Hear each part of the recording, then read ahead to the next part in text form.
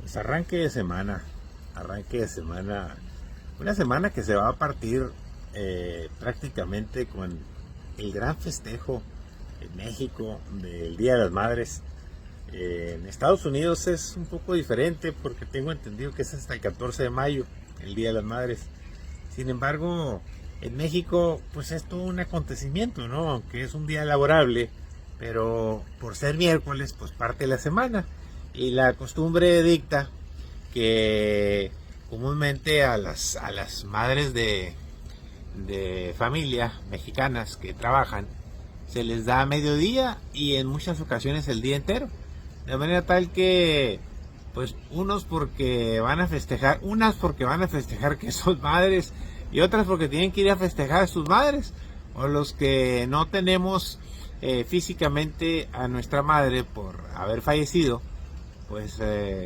tenemos que ir a elevar nuestras plegarias por nuestra madre en la iglesia o donde esté sepultada. Pero es un día altamente emblemático, parte de la cultura y de la fortaleza de México. La figura de las mamás, de las madres mexicanas, que ya las felicitaremos en su momento el próximo miércoles. Este lunes 8 de mayo, pues le deseo a usted que tenga un extraordinario inicio de semana, con mucho entusiasmo, con mucho ánimo, meterle ganas, hay que trabajar, no hay que descuidar absolutamente nada porque los días pasan rápido y las actividades y las oportunidades hay que tomarlas y no queda otra más que trabajar. Esta semana, más bien el viernes y el sábado, pero particularmente el viernes, tuve la oportunidad de escuchar un seminario en el cual participaron analistas que están en Washington, que es la capital de los Estados Unidos, también en Miami, había un panelista de Miami y un panelista de Los Ángeles, es decir, estaba representado, dice, nada más, gente de la capital del estado, de la capital del país, de Washington, en los Estados Unidos, de Los Ángeles representando a la costa oeste de los Estados Unidos, y donde hay obviamente una ascendencia mexicana cañón, tremenda, durísima, como la hay aquí en Arizona también, y un representante, también un analista, pues un panelista, que está en la Florida, allá donde está Miami. Y entonces entre los tres estaban haciendo un análisis de cuál es la situación que prevalecerá en opinión de ellos como analistas políticos. Uno de ellos era analista financiero. ¿Cuál es la situación que prevalecerá en México? Desde luego, pues me interesó mucho verla, y básicamente ellos decían que en este programa de análisis político internacional me sorprende la visión internacional, que siempre nos dice las cosas que a veces nosotros no queremos ver o no queremos escuchar, pero siempre nos las dicen los extranjeros. Y básicamente la visión se circunscribe muchísimo a 4 elementos. El primero, dicen que es un grave error el haber hecho con una intención muy clara de seguir en el poder, el hacer una sucesión anticipada. Es decir, el destape que hubo de personajes a medio sexenio. Cuando las personas son electas, en este caso un presidente de la República es electo para gobernar, se dedicó a hacer política sucesoria. El segundo, hablan ellos de que la corrupción, las mentiras y los engaños rompen con la esperanza de México, y se rompe con el modelo ese de no robar y no mentir, porque se ha generalizado todo lo contrario. El tercer punto, hablan de la militarización disfrazada, y el cuarto punto, de un sexenio perdido en materia económica y en materia de combate a la pobreza. Y desde luego, finalmente concluyen de que el pueblo de México ha madurado, está preparado para seguir transitando por el camino de la búsqueda de lo que trae perdido, la esperanza. Fíjense nada más cómo nos ven, cómo nos analizan. En el primero de los puntos, pues, ¿qué le puedo decir? El destape de los 4 precandidatos a los que el mismo presidente les llamó corcholatas, como si fuera corcholata, pues en el norte del país todos le decimos la ficha de una soda, porque al refresco le decimos soda o a la cerveza le decimos cheve, y quitarle la tapadera, o sea, quitarle la ficha, es la corcholata. Entonces, destapar las corcholatas por parte del presidente de la República, dejando en claro que él es el máximo elector, él es el que decide quiénes son los precandidatos presidenciales para sucederlo desde su partido, desde el poder. Pues se ve, al principio se vio como una fortaleza, hoy se ve como una debilidad total, porque el presidente de la República empieza a caer en su popularidad, al grado tal de que a lo menos en el registro que traen estos analistas políticos, lo traen prácticamente en el punto medio, es decir, cercano a llegar al 50% de popularidad, y reconociendo que es una de las más altas en la historia de México, a 2 años o 1 año y medio de terminar un gobierno. Comúnmente andan en 3, en 4% de popularidad o de aceptación, me refiero a 4 de cada 10 mexicanos. El presidente de México, de acuerdo a los analistas norteamericanos, anda alrededor del 5%.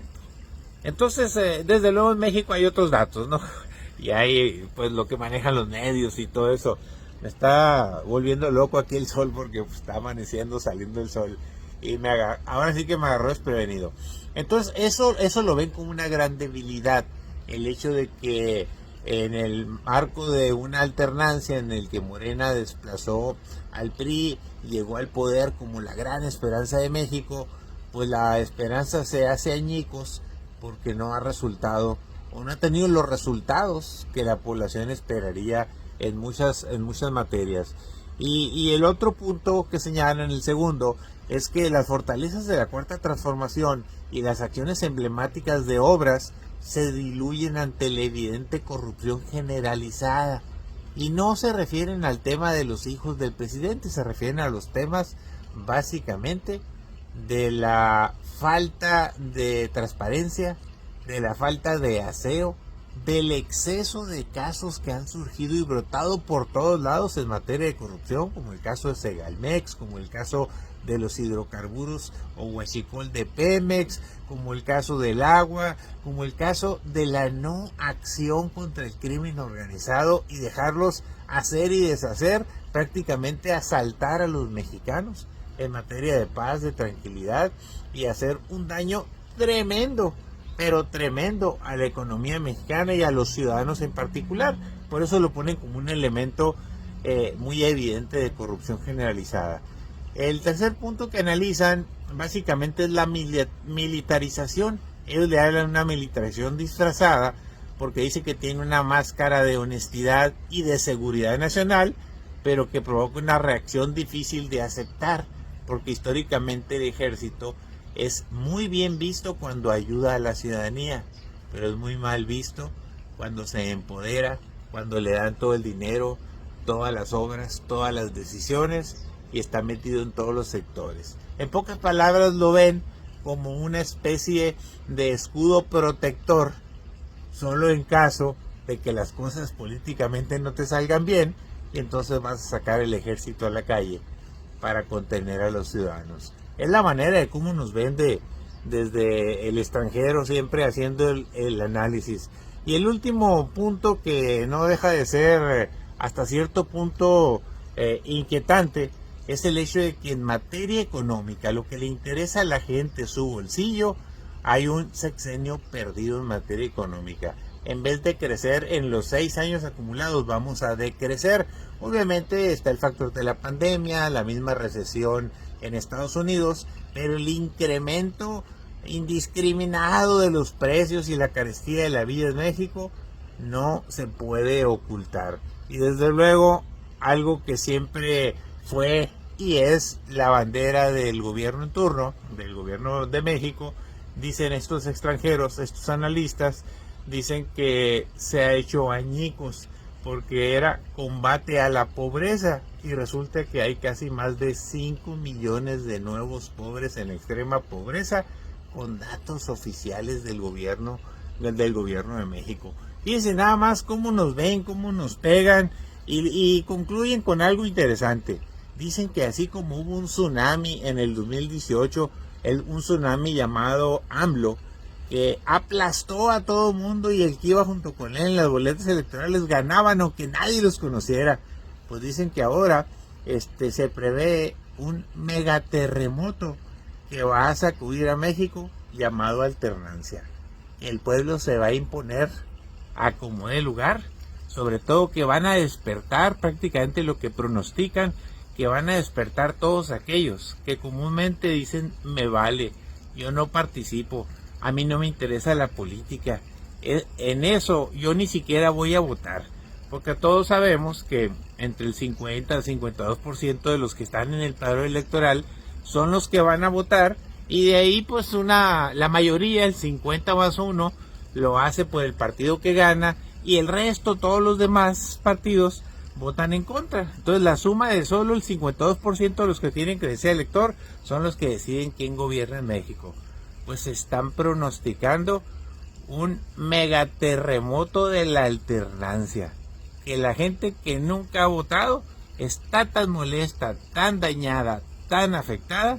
que van a ir a las urnas de manera abayazadora. Estaban hablando de que hay la gran posibilidad de un despertar del pueblo de México, hasta el 70% de participación en las elecciones de junio del 2024, y que será la gran sorpresa en todo el mundo. Pero en fin, esas son cosas que ellos así nos analizan, yo solo las reproduzco, las comento, porque me llaman la atención y no dejan de ser interesantes para los empresarios, para los ciudadanos, para la gente común y corriente, para los políticos, para los partidos políticos y para todos aquellos que deseamos que México le vaya bien. Como yo le deseo a usted, que le vaya bien, que esté bien de salud, que tenga una extraordinaria semana, y le agradezco mucho que me escuche, que me siga, que me oiga, reenvíe, póngale reenviar ahí los videos en Facebook, sobre todo, en TikTok, en Instagram, pero sobre todo en Facebook, básicamente, donde hago todos los días estos comentarios, con mucho gusto, con mucho cariño, y le mando un saludo. Éxito, ánimo.